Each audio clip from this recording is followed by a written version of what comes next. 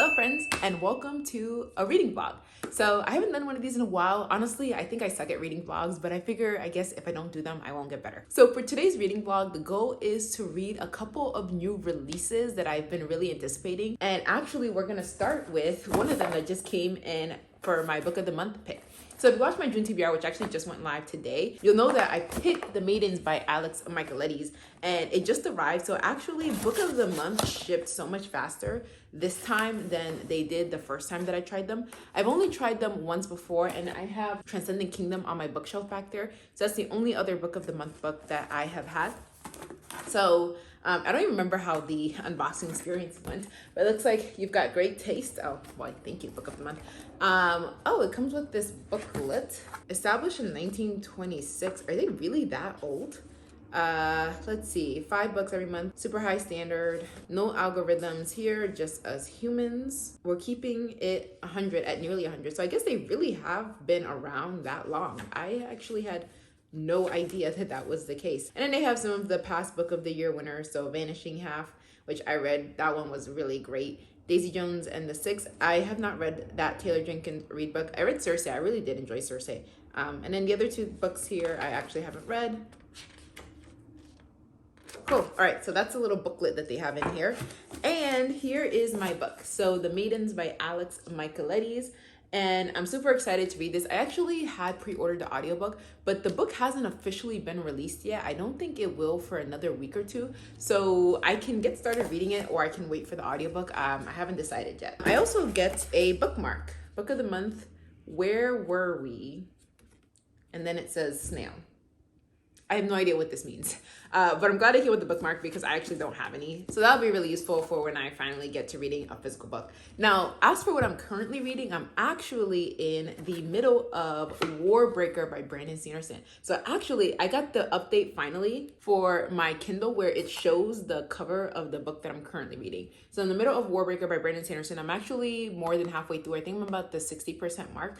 And I'm listening to the audiobook that I was able to borrow from Libby. And this book is going so well. If you remember, if you watched one of my wrap-ups, I talked about how I read Mistborn, but I had to DNF it. And it's not that I thought the book was bad. It was just becoming very tedious for me to get through. Warbreaker reminds me so much more of the Stormlight Archive, and I'm really, really enjoying it. It's a multi-POV. I am favoring only one of the characters, so Ciri, who becomes the princess. She's my favorite of all of the characters in this book. The sort of magic system in this particular fantasy is really fascinating. It has to do with color. So we've got these 2 different kingdoms, ones who are valuing colors, and then the others who prefer colorlessness, I guess. And then there's this thing with breaths where humans can give up their breaths to these awakened or returned, actually, who came back from the dead, but they can only survive if people willingly give up their breath to them. And then they're left as drabs. So they're kind of, I guess, they're not dead, but they aren't like lively in a way. This is the longest book that I've read in a while. The audiobook I think is like 25 hours or something like that, but I'm getting through it really quickly because the story is really good. So that's where I'm at with my reading so far. Hopefully next time I check in, I will have finished Warbreaker and also perhaps maybe gotten started on either this book or The Hidden Palace by Helene Wicker. This was just released yesterday. So I had pre-ordered both the ebook and the audiobook, and I have both of those in my possession now. So I could also get started on this, which is a historical fantasy. So I am like, I don't even know who I am right now. It's so much fantasy all at once. I normally don't read this much fantasy. I'm leaning toward The Hidden Palace because I do have the audiobook for this. So we'll see.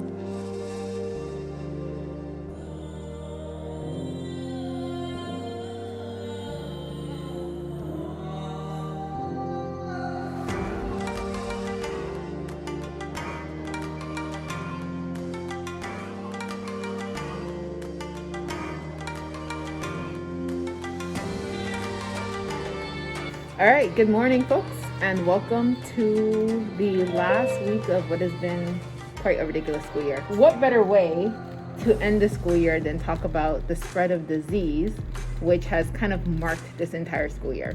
All right, so we're back. It is Monday, so it's been like 5 days since I last started this vlog. In my defense, I did warn you guys, I really suck at vlogging, but I just got home. It's super exciting because this is our last full week of school. So this whole crazy school year is finally coming to an end, and the kids are ready, the teachers are ready, the admin is ready. We're just all ready for this to finally be over. I have freshmen today, and those poor little freshmen, they just had the weirdest introduction to high school ever.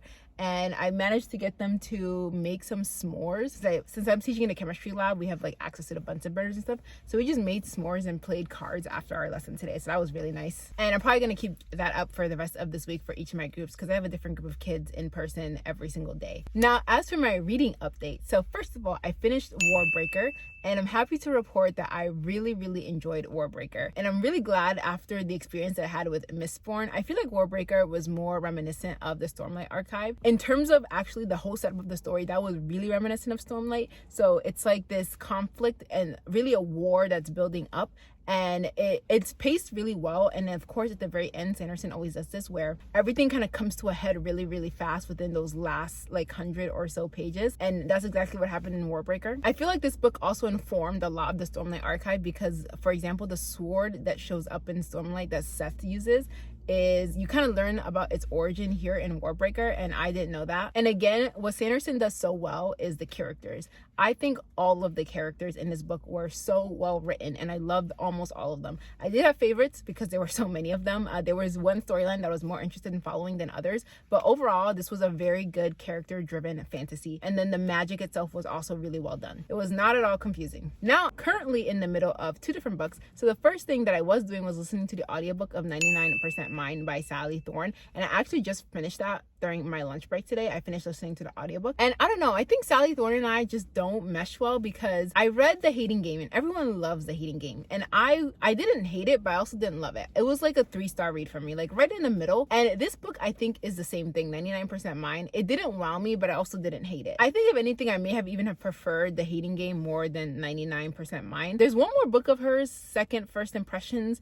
At this point, I'm a little more skeptical as to whether I want to read it or not. I probably will if I get my hands on the audiobook. But with this book, the one thing that I really wish was more present is that we got the perspective of the guy, Tom. So we only get Darcy's perspective. She's like the main female character in this book, and she does a ton of whining.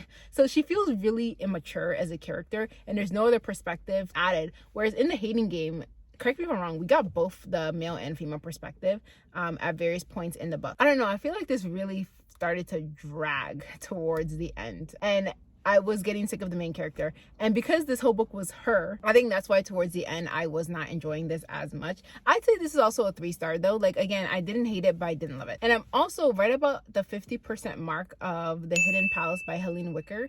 And this is the continuation to the Golem and the Djinni that I talked about earlier. And this book really is truly a continuation. It basically picks up right where the other one left off. So you can't really read this book without reading the first one. I think the author does a pretty good job of sort of reminding you of the events toward the end of the first book, because again, that came out in 2013. And I really don't remember anything that happened toward the end of it. I feel like this book spends a lot of time on the romance between the Golem and the Djinni. And I don't remember that being the focus of the first book, where the romance didn't come until the end of the book. I love the world of this story, and I feel like that's what I loved most about the first book, is just the characters and the world, and the author's writing does a really good job of bringing you into that world. The problem that I'm having with this book is that there isn't really a plot driving the story. So we're just reading about the Golem and the Djinni going through their life, their struggle with each other and with the human world that they're forced to live in. And it doesn't feel like it's building to anything. There is one side story that actually feels like it's going towards something, but that's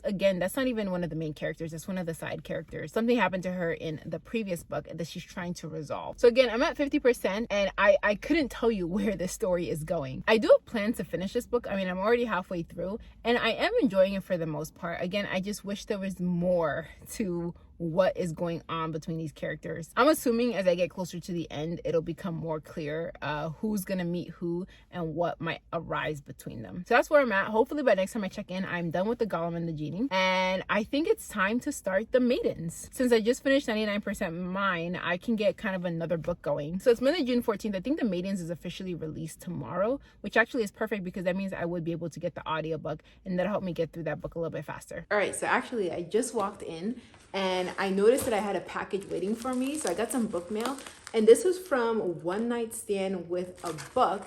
And actually, one of my viewers was watching my 1 year on BookTube anniversary, and she so very kindly sent me a gift card to One Night Stand with a Book.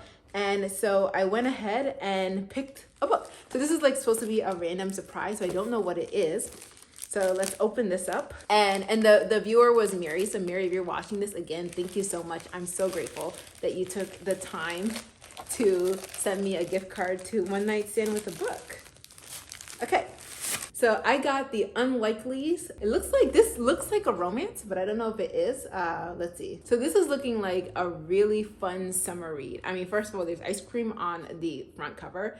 And also back here, it says The Unlikelies is a summer read that will remind you how much good there really is in the world and of how much impact even the smallest act of kindness can have. So I think this looks like a contemporary fiction. So this is super awesome. I'm so glad, super excited to get into that. And then there's actually,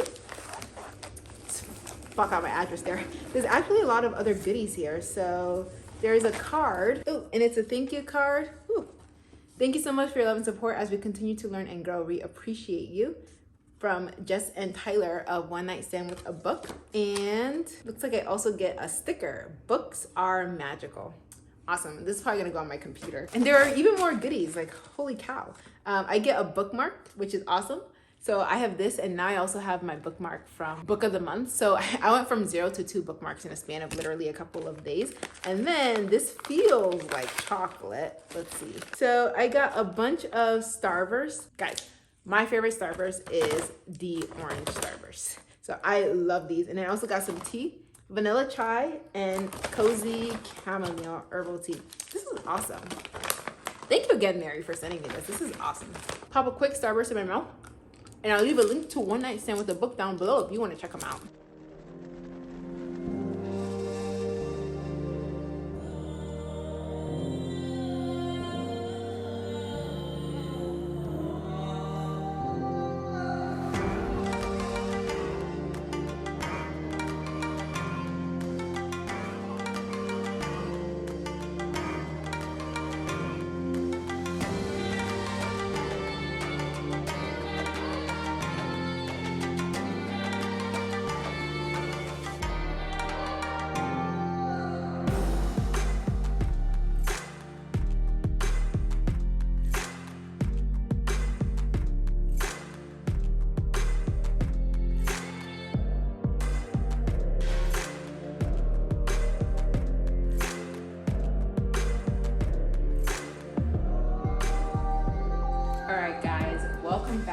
It's Wednesday, exactly 1 week from when I started this whole vlog, and this will probably be the end of it as well. So we're standing in my kitchen because as this is our last week of school, our department is having a end of the year celebration on Friday, and I opened my big mouth and said that I would bake one of my favorite chocolate cakes. So I had to whip out this massive KitchenAid, and I'm gonna get started on that. If you're curious to know, it's the Ina Garden recipe, and it's probably the best chocolate cake that I've ever eaten, and I'll leave a link below. It's super easy to make. I've made it like probably 20 times by now. Yeah, it's really. Now, I've got a couple of book updates to make. So first of all, The Maidens by Alex Michaelides. I started and finished it last night. So it's not a super long book. I was able to get through this in a little over 3 hours, maybe 3 hours, 10-ish minutes or something like that. I had the audiobook, and the narration for the audiobook isn't that fast, so I was able to listen to it at 3x speed. So my thoughts on The Maidens.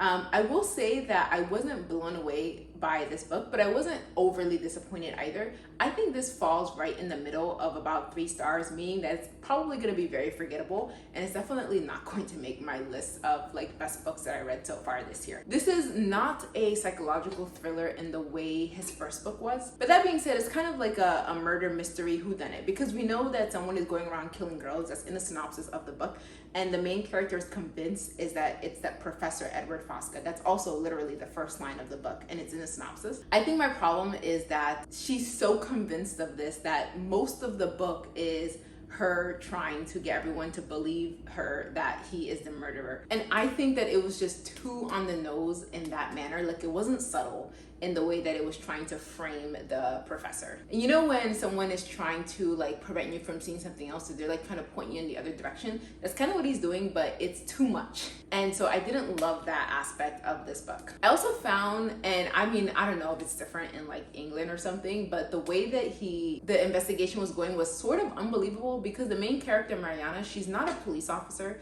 She is a psychotherapist, and she's going around sort of behaving like a police officer. So she's going to crime scenes without permission, and she's talking to suspects, and they're just willingly talking to her, which I don't know that people would actually ever do something like that if she doesn't have the authority of like the police behind her. And things like the police will search a place, and then she'll come in, she'll just like waltz right in and find something super important that the police apparently missed, which doesn't really make sense. Like, I can't believe that they would be that incompetent. I think the more I'm talking about what I found sort of unbelievable or underwhelming about this book, the more my opinion is dropping of the overall book. One thing that's really cool though is that he does tie this into the world of the silent patient, because Theo, the character in the silent patient and the asylum that he works at, were mentioned here, and it's kind of like a timeline that's occurring concurrently. So I guess he's kind of going down the route of building his own world in a way with these books, which I think actually is pretty neat. I can always appreciate when authors do that. It's like little Easter eggs that you find if you've read some of their other books.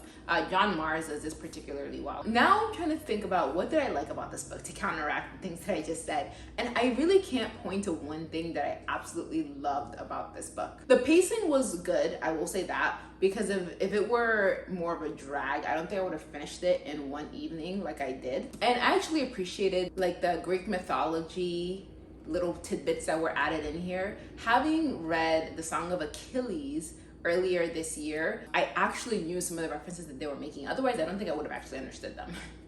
Because I'm not very familiar with that stuff. So yeah, those are my thoughts on the Maidens. I don't think that I could highly recommend this. Again, this is gonna be a very forgettable read for me. I think I would still pick up Alex Michaelides books in the future. I'm curious to see what else he has in store. I think maybe if the next book I read by him is a disappointment, I'll probably move on from him. And then an update on The Hidden Palace by Helene Wicker. So I think I'm at like the 80% mark on that book. So I'm nearly done. We finally have more of a plot going where one of the main characters is like on a mission to figure out something that happened in the first book related to his family that he doesn't know about. We're also finally introduced to the characters that we were kind of promised from the synopsis, because it mentions in the synopsis that we're gonna get a new Golem and a new Djinni, and they don't get introduced to us until almost the end of the book. And I feel like something's gonna happen with those guys that still hasn't happened. So maybe these last like 10% of the book is going to be far more action-packed. Overall, I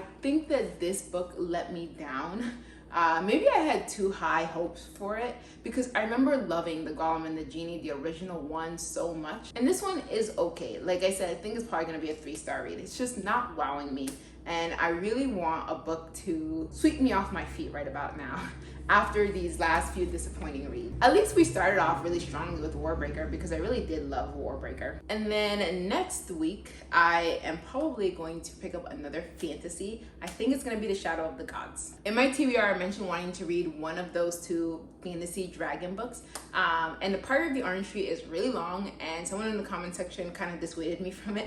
So I think it's gonna be The Shadow of the Gods. And I also really want to read The People We Meet on Vacation by Emily Henry, because that's a contemporary romance that's been getting a lot of excellent reviews. And I read Beach Read at the very beginning of this month, and I'll talk about that in my wrap up. But I pretty much liked that one. That was a fun read. I don't know why it's called Beach Read though, but whatever. All right, now let's finally get this cake built. This is probably gonna take a couple hours and always makes a huge mess, but it tastes delicious. The only thing that I like to do is, instead of doing an American buttercream, I do a Swiss meringue buttercream. And it's more work to do the Swiss meringue buttercream, but it's so much better. American buttercream is just way too sweet. It's basically all powdered sugar, whereas the Swiss meringue buttercream, it is sweet, but it's not as sweet as the American buttercream. Let's hope I can make a good impression on my coworkers. All right, guys, so I forgot that I actually never filmed an outro for this reading vlog. So I wrap it up by saying that I did finish the Golem and the Djinni, and overall, it ended up being more of a disappointment than I was hoping for. I think I would give it about a 3 stars. It wasn't a bad book, but I think that my expectations were a little bit too high. As it turns out, the last like 10 to 20% did indeed pack a whole lot. So we saw the things that need to get resolved get resolved, and we finally got to really know some of those newer characters and how they interacted with some of the older characters. I feel like this one ended in such a way that this probably is the end of the series. Like, it's gonna be a duology. Even if it does become a trilogy, I'm not gonna pick it up. So anyway, with that said, I hope you enjoyed this reading vlog, and thank you so much for tuning in, and as always, I will see you in the next one.